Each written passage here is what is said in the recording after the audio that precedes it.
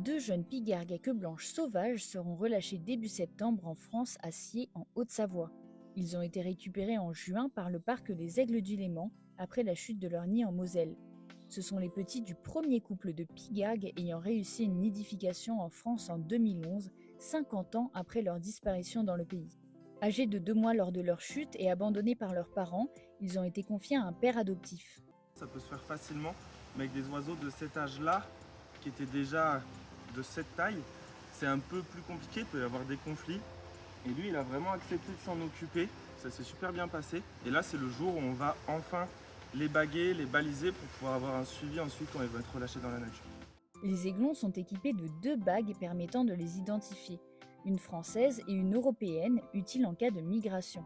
La balise, elle, actualise presque à chaque seconde la position de l'oiseau.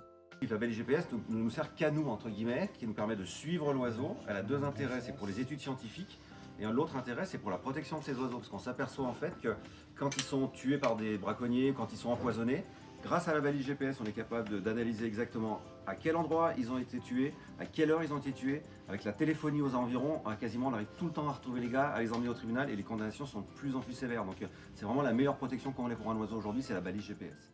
Le frère et la sœur seront donc peut-être visibles au-dessus du Léman à l'automne. À vos jumelles!